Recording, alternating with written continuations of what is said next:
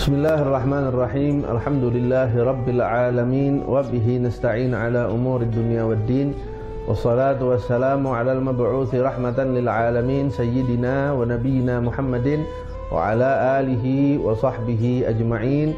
Rabbi shrah li sadri wa yassir li amri wahlul 'uqdatam min lisani yafqahu qawli wa saddid lisani wahdi qalbi bihaqqi sayyidina Muhammadin sallallahu alaihi wa alihi wasallam.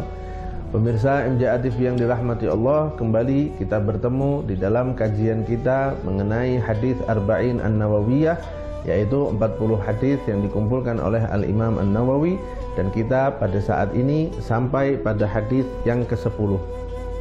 Dalam hadis yang ke-10 ini berbunyi, An Abi Hurairah radhiyallahu taala anhu qala Rasulullah sallallahu alaihi wa alihi wasallam, Inna Allah ta'ala tayyibun la yaqbalu illa tayyiba wa inna Allah amara al-mu'minina bima amara bihil mursalin faqala ta'ala ya ayyuhar rusul kulu minat tayyibati wa'malu saliha wa qala ta'ala ya ayyuhalladzina amanu kulu min tayyibati ma razaqnakum. Thumma dzakara ar-rajul yutilu as-safar ash'ath aghbar yamuddu yadayhi ila as-sama' ya rab wa mat'amuhu haram wa mashrabuhu haram wa malbasuhu haram wa ghudhiya bil haram fa anna yustajabu lah. Rawahu Muslim. Hadis yang ke-10 ini Nabi Muhammad SAW bersabda sebagaimana yang diriwayatkan oleh Sayyidina Abi Hurairah, bahwa Allah Subhanahu wa ta'ala thayyib, baik, adalah zat yang baik. Artinya zat yang tidak memiliki kekurangan, zat yang tidak memiliki kelemahan, dan semua kesempurnaan dan keagungan hanya milik Allah Subhanahu wa ta'ala. Tidak ada kekurangan dan celah sedikit pun yang bisa kita sematkan kepada Allah Subhanahu wa ta'ala. Lantas Rasulullah SAW melanjutkan, la yaqbalu illa thayyiba. Allah Subhanahu wa ta'ala, karena dia adalah zat yang baik, adalah zat yang suci, dia juga tidak menerima amal seseorang kecuali melalui jalan yang juga thayyib, yang juga baik. Seorang yang beramal kemudian amalnya disusupi riya misalnya, maka itu amal yang tidak thayyib sehingga dia tidak diterima oleh Allah Subhanahu wa ta'ala. Seseorang yang beramal namun amalnya dimasuki ujub, itu amal yang tidak thayyib sehingga tidak diterima oleh Allah Subhanahu wa ta'ala.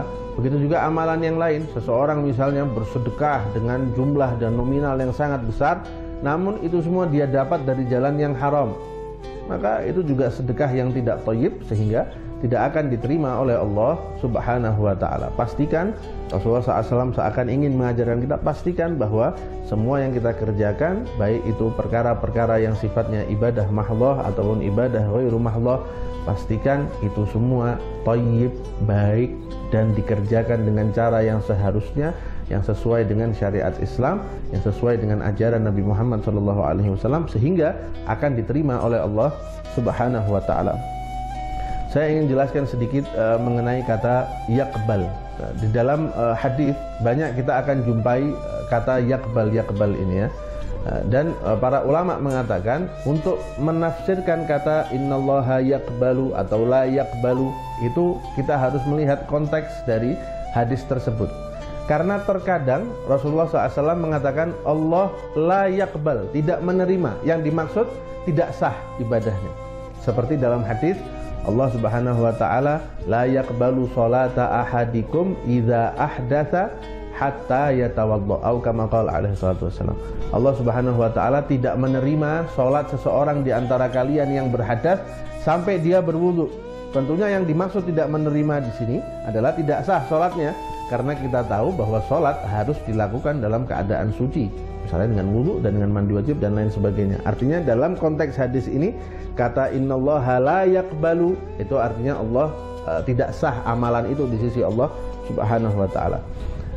Redaksi hadis yang lain menggunakan hal yang sama. Misalnya kita sering dengar bahwa Allah Subhanahu wa ta'ala tidak menerima, la yaqbalu, salat orang-orang yang mendatangi peramal, salat orang-orang yang kecanduan minuman keras, salat orang-orang yang membuat marah suaminya misalnya, Ada hadis-hadis yang menyatakan sholat orang-orang seperti ini tidak diterima oleh Allah, artinya la yaqbalullah selama 40 hari.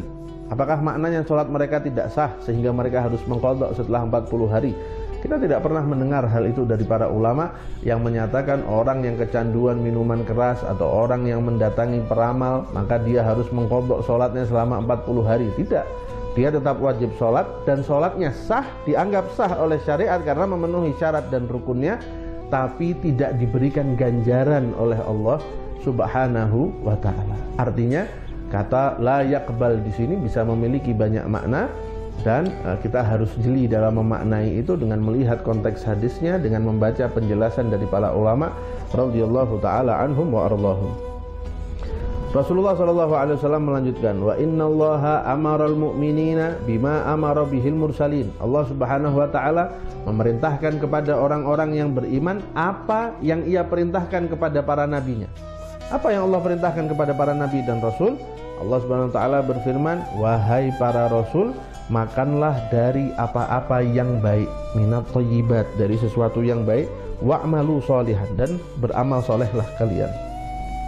Dalam konteks yang sama, Allah Subhanahu wa taala juga berfirman memerintahkan orang-orang yang beriman, wahai orang-orang yang beriman, kulu min thayyibati ma razaqnakum, makanlah dari yang baik-baik yang kami rezekikan kepada kamu. Artinya sama perintah Allah kepada para rasul dan perintah Allah kepada hambanya yang lain selain para rasul, yaitu sama-sama memerintahkan kita untuk mengkonsumsi sesuatu yang thayyib, sesuatu yang baik. Sesuatu yang thayyib sudah pasti sesuatu yang halal, namun ulama mengatakan juga membawa dampak positif bagi tubuh kita.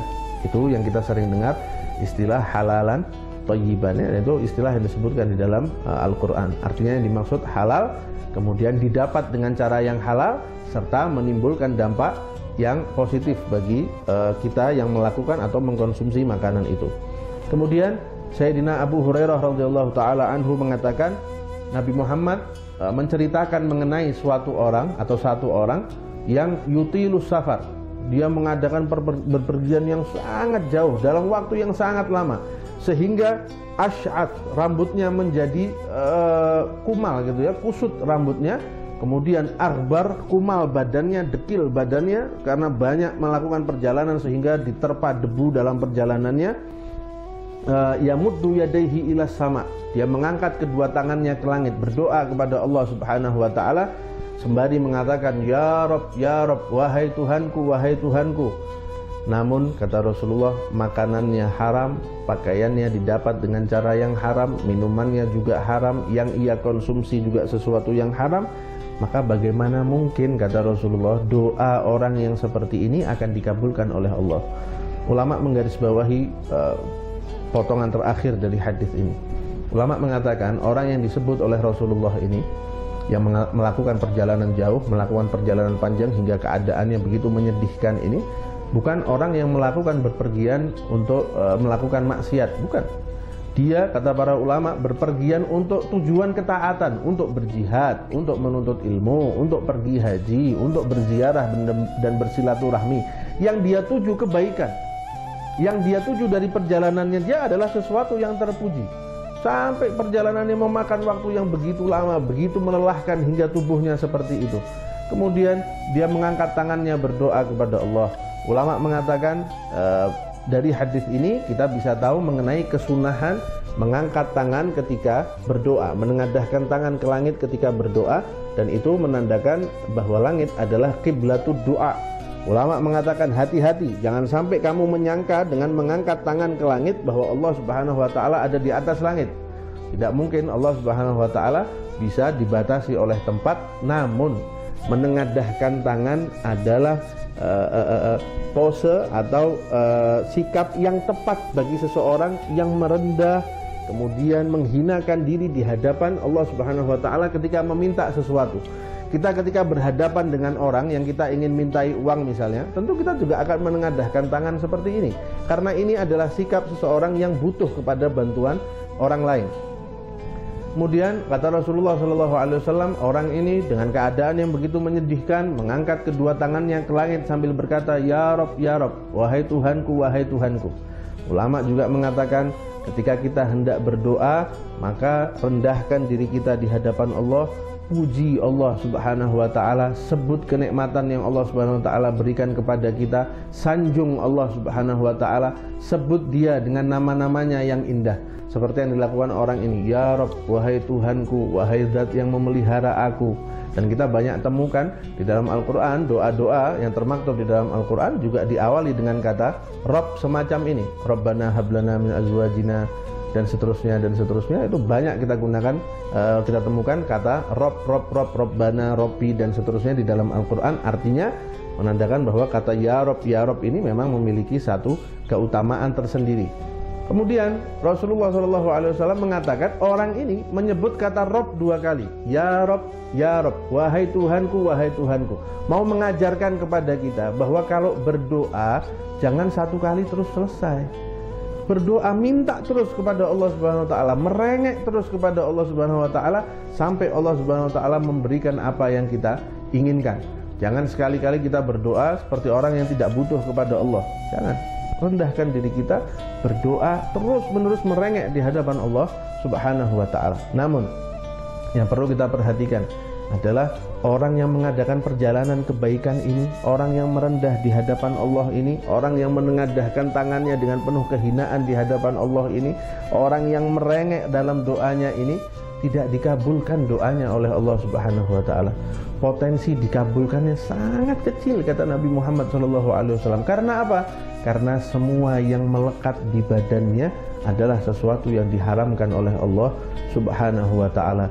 Dia memakan makanan haram, dia meminum minuman yang haram, dia mengkonsumsi barang haram, dia mengenakan sesuatu yang haram, dan seterusnya. Begitu banyak hal-hal haram yang ada di dalam dirinya, hingga itu menjadi hijab antara doanya dengan pengabulan dari Allah Subhanahu wa taala. Artinya Rasulullah SAW mengingatkan kita bahwa kalau Anda ingin doa Anda dikabulkan oleh Allah Subhanahu wa taala, kalau Anda ingin segera terwujud keinginan Anda, langkah yang pertama adalah bersihkan apa yang masuk ke dalam tubuh Anda, bersihkan semua yang melekat di dalam diri Anda, bersihkan semua pekerjaan Anda dari yang diharamkan oleh Allah Subhanahu wa taala. Itu adalah langkah pertama untuk pengabulan doa kita dari Allah Subhanahu wa taala. Salah satu sahabat Nabi Muhammad pernah berkata, "Ya Rasulullah, doakan supaya saya menjadi orang yang doanya cepat terkabul." Apa jawaban Rasulullah? Perbaiki makanmu, makan sesuatu yang halal, makan sesuatu yang baik, maka pasti doamu akan dikabulkan oleh Allah Subhanahu wa taala. Mudah-mudahan ini bisa menjadi pengingat bagi kita dan bisa menjadi satu lecut bagi kita, pecut bagi kita untuk semakin memperbaiki diri dan menyadari posisi kita sebagai hamba di hadapan Allah Subhanahu wa taala. Amin ya rabbal alamin. Wallahu a'lam. Assalamualaikum warahmatullahi wabarakatuh.